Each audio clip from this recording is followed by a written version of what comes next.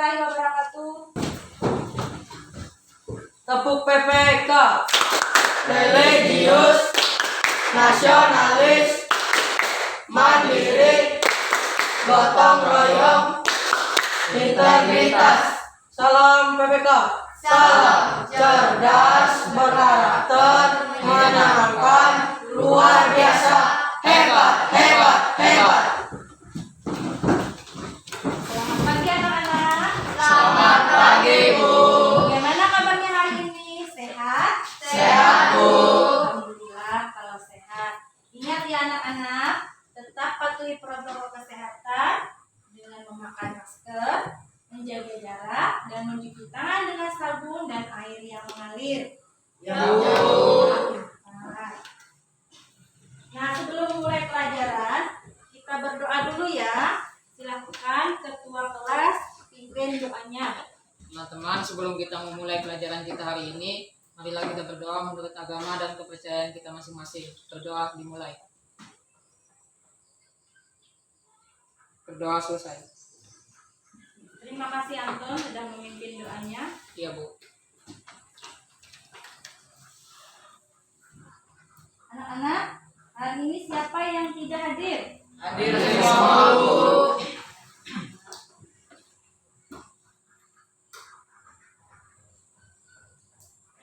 Sudah siap menerima pelajaran hari ini anak-anak? Sudah, Bu. Sudah, baik. Sekarang Ibu mau bertanya.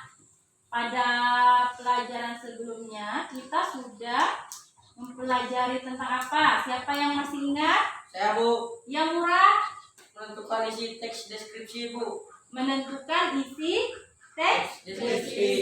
Ya betul murah. Sekarang, karena kalian tahu kalau teks deskripsi itu berisi tentang keindahan suatu tempat, berisi tentang hewan peliharaan, atau tentang sekolah. Saya Bu, Yang melatih ketika kita membaca teks deskripsi ada bagian-bagian dalam paragraf yang mendeskripsikan secara rinci tentang objek tersebut. apa yang disampaikan melatih tadi ada kaitannya dengan materi yang akan kita pelajari hari ini. Nah, manfaat kita belajar teks deskripsi yaitu dapat memberikan penjelasan kepada pembaca mengenai suatu peristiwa. Jadi, pembaca seolah-olah dapat melihat, mendengar, dan merasakan keadaan yang terjadi. Kemudian, dapat menuangkan opini atau kesan secara rinci terhadap suatu objek dalam sebuah tulisan sehingga bisa menjadi bahan bacaan bagi orang lain. Ibu ingin menyampaikan kompetensi dasar kita yang akan kita pelajari yaitu menelaah struktur dan kebahasaan dari teks deskripsi tentang objek, sekolah, tempat wisata, tempat bersejarah, dan atau suasana pentas seni daerah yang didengar dan dibaca. Kemudian,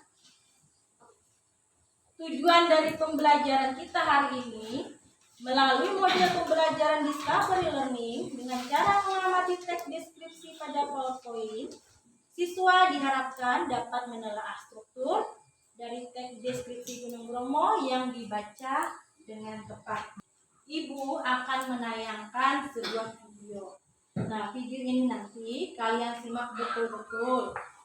Kemudian kalian catat bagian-bagian yang menurut kalian penting atau yang perlu memang dicatat.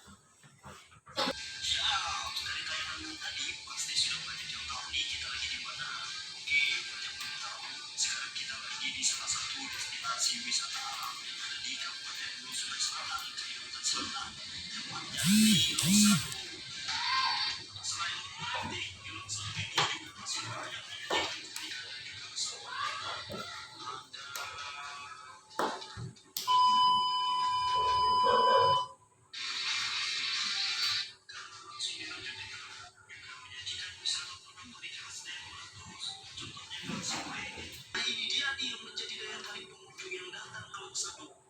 Di Lok Sado ini banyak air terjun yang tentunya amazing sekali. Salah satunya air terjun Latapurae. Jadi di sini masih bisa kita jumpa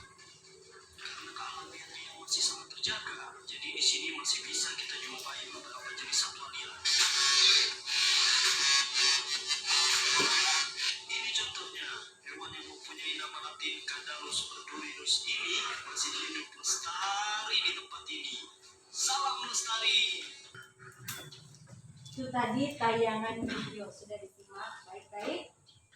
Sudah. Kira-kira video ini tadi termasuk dalam teks deskripsi tidak? Termasuk, Bu. Termasuk. Mengapa? Mengapa, Nana?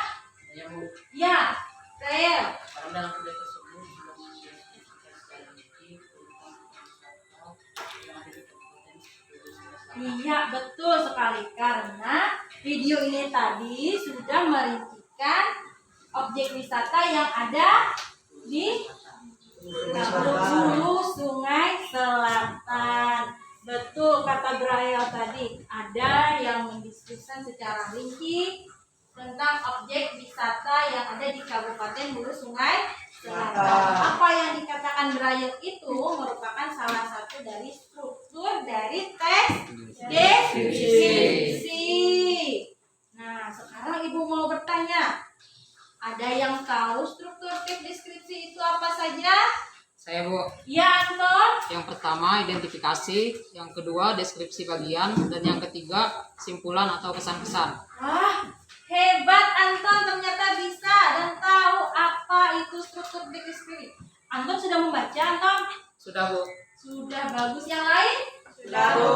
Sudah juga. Nah, kegiatan literasi yang kalian lakukan itu akan memudahkan kalian dalam menelaah struktur teks deskripsi. Nah, berdasarkan struktur yang dikatakan Anton tadi, struktur teks deskripsi ada 3. Ada identifikasi, ada deskripsi bagian, dan juga ada Simpulan. simpulan atau Kesan-kesan. Nah, ini struktur teks deskripsi kita yang akan kita pelajari hari ini. Nah, dari video ini tadi, kira-kira ada tidak identifikasinya? Ya, Identifikasinya terdapat pada kalimat sekarang kita sedang berada di salah satu tempat wisata yang ada di Provinsi Kalimantan Selatan, Kabupaten Hulu Sungai Selatan. Tempat wisata ini tepatnya di Laksado. di Loksado. Iya, betul. Ada tempat wisata di situ. Kemudian, setelah ada identifikasi, ada apa lagi anak-anak? Berdasarkan hasil simakan tadi, Iya. deskripsi bagiannya yaitu di sana menyediakan wisata alam bambu rafting. Bambu rafting. Selain Terus, itu juga menyediakan pernak-pernik gelang simpai yang langsung dirajut di tangan dan kaki. ya, Daya tarik utama Loksado adalah air terjun Maratai. Karena daerahnya masih alami, ditemukan beberapa satwa liar seperti kadalus bodorinus yang masih hidup lestari. untuk simpulan atau kesan-kesannya ada tidak? Saya, Bu. Nyarilah. Menurut saya simpulan atau kesan-kesan terdapat pada kalimat sampai di sini dulu kisah perjalanan saya di Laksado. Semoga nanti bisa berbagi cerita lagi di berbagai tempat yang indah di Kalimantan. Teks deskripsi itu tadi kan ada 3 struktur. Nah, kalian juga sudah menelaah dari video ini apa saja identifikasinya, yang mana deskripsi bagian, dan yang mana merupakan simpulan atau kesan-kesan. Sekarang Ibu mau tanya, identifikasi itu fungsinya untuk apa pada teks deskripsi anak-anak?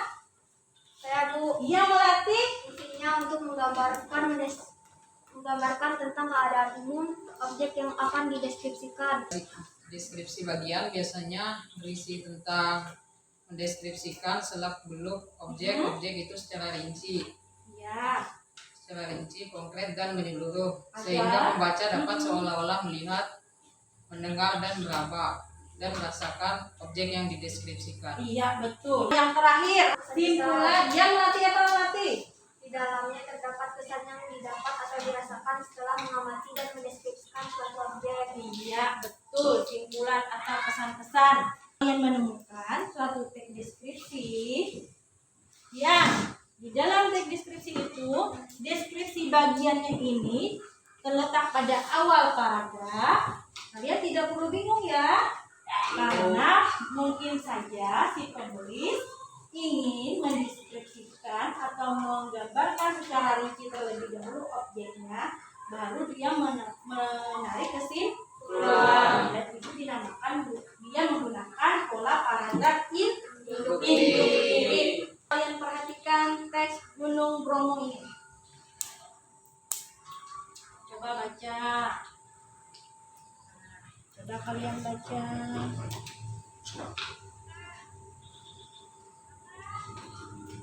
Untuk kelompoknya sesuai dengan kelompok yang sudah Ibu bagikan pada pertemuan sebelumnya.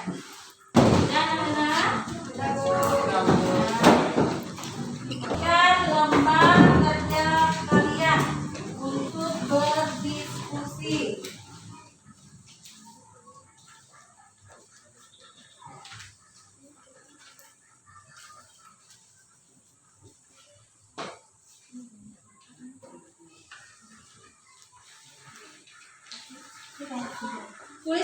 Tulis anggota kelompoknya ya. Tuh. Nah, setelah itu silakan kalian baca, kalian identifikasi mana saja yang menjadi struktur teks deskripsi, identifikasi, kemudian deskripsi bagian, dan juga simpulan atau kesan-kesan. Itu ada tabelnya sudah, jadi tinggal kalian menuliskan saja. Yang mana kira-kira identifikasi, yang mana deskripsi bagian, dan yang mana simpulan atau pesan-pesan.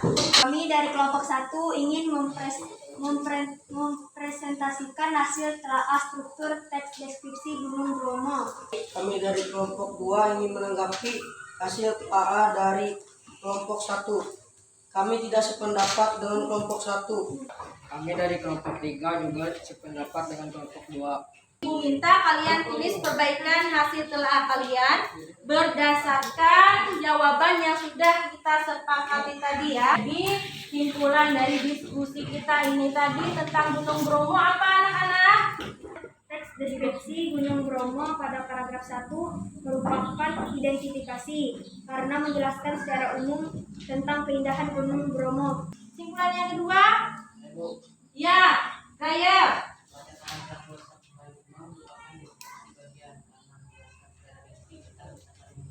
Yang terakhir tadi apa?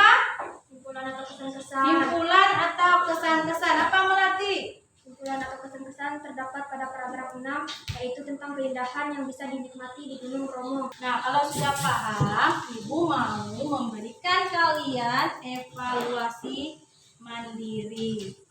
Ya, sudah kumpulkan anak-anak. Tolong Anton bantu kumpulkan.